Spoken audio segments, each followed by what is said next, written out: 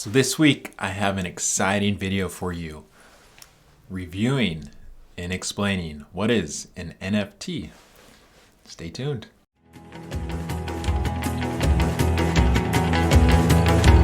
So what the heck is an NFT? An NFT is a non-fungible token. So think about it like this. If you have, way back in the day, a baseball card or a Beanie Baby, right? A certain value was placed onto those items. Now, at a certain level, each one of those items was either mass produced or produced in small quantities. And if you held on to those things and you didn't play with them necessarily, didn't cut off the tags of the Beanie Baby, or if you never messed up the baseball card, right, you didn't take it out, you put it in a sleeve and held on to it for years on years on years, those eventually became very valuable, right? Because ultimately people were willing to pay for those because they were so few and far between. Same with the Beanie Babies.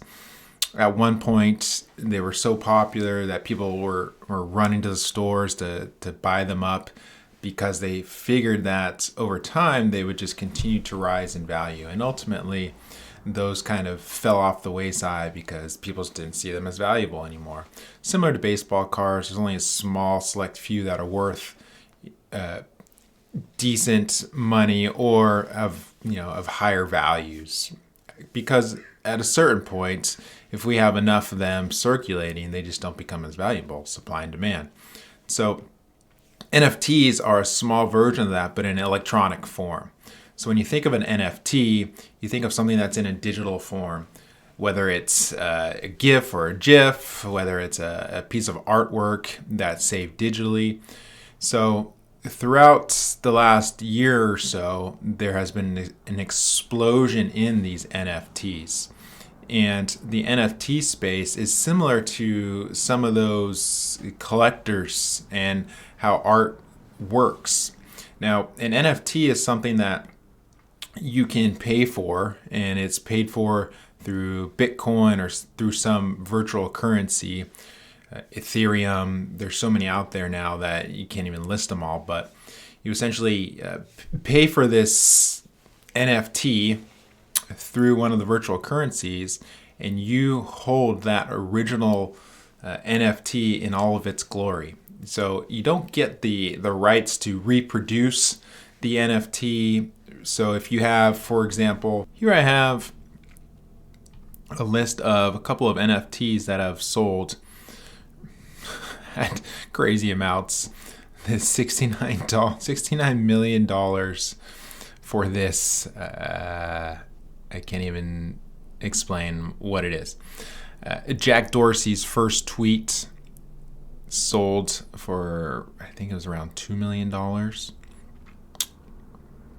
The origins of the internet, right? So all of these specific NFTs are held onto by the owners of them. So they don't have the ability to go and reproduce this. They can't print it and sell it. They don't have licensing to this. They essentially just hold this specific piece in its own right.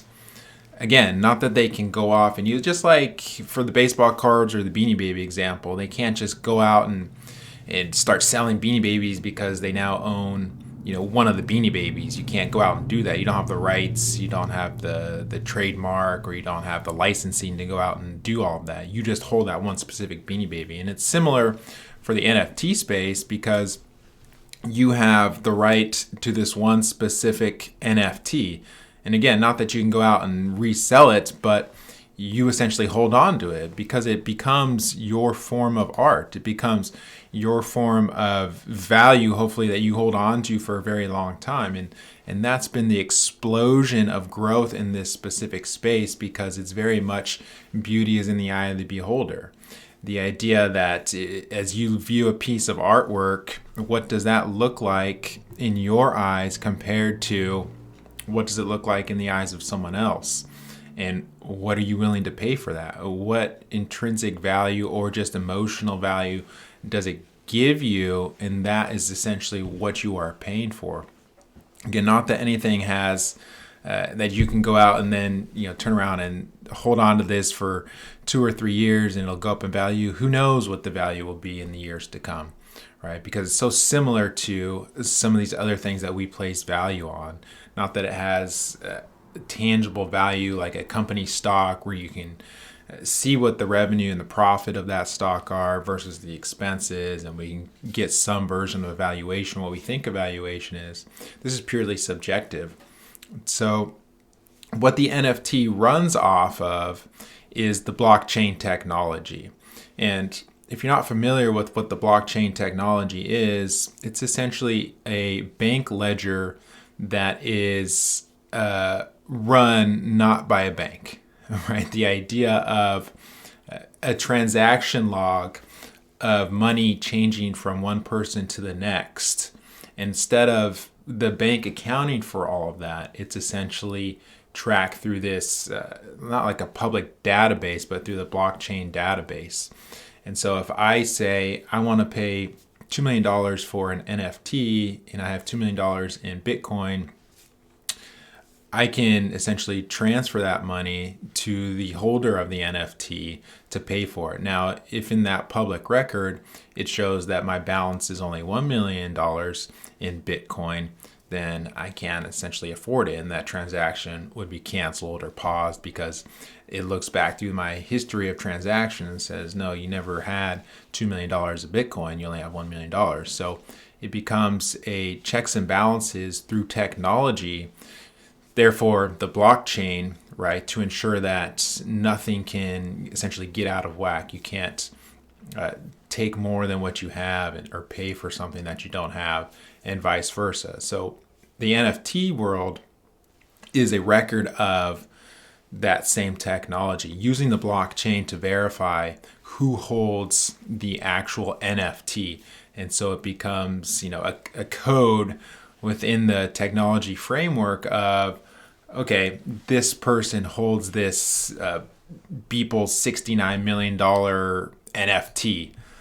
So they hold this specific NFT, and that is valuable to them. And again, wherever this NFT or whatever this Jack Dorsey's tweet, I just Googled, give me some examples of some NFTs just to show you what it might look like. And I mean, some of this stuff, right, like I may look at this and think, why would anyone pay anything for this?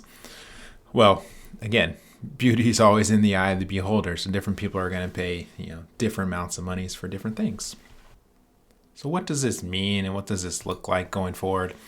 Well, it's all just going to depend, right? We've heard of the idea of like, oh, this may be in a bubble, or maybe I should hold on and get some NFTs because they'll go up in value. And it's similar to anything in that space of subjectivity, whether it's art, collectibles, jewelry, right? At a certain point, it can be very valuable, and at other points in history or in the future, they may become less valuable. So you're not necessarily able to predict what something is going to be worth in the future, because it either can lose value or gain value. And so that's the important takeaway with NFTs is if it's something that you're interested in getting into, or something that you feel like could be really fun to spend some money on, just know that in a handful of years it may become obsolete, it may become worthless. Think about what you can actually do with that particular NFT. I mean, it probably holds some emotional value for you at a certain level, but again, you can't go out and start producing. You can't go out and change the image. You can't license. You can't make money off it other than purely holding and selling, or in this case, I guess buying. So keep a lookout for them. If that's what you're hearing in the news, that's essentially what they are. It's a non-fungible token, meaning you can't change it because it's got the history.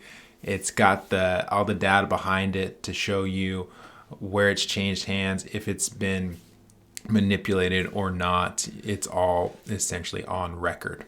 And whatever you feel the value of that NFT is purely up to you and I guess other people around you. So I hope that video helps clarify what an NFT is. There's also some really good videos out on YouTube as well that kind of go through similar examples, which I kind of culled from. But so there you have it. That's NFTs. Again, think of them as collecting artwork, areas where they may be valuable now, they may not be valuable in the future. It all depends on who finds that specific NFT valuable. So don't bank your retirement on it. Don't bank your investments on it. But if you're looking to have some fun, maybe this is worthwhile for you. If you like this video, give it a like. If you got any questions, comments, and concerns, let us know either in the video comment section or send us an email. We'll be happy to address anything you got. As always, we hope you have a great day and rest of your week. See you soon.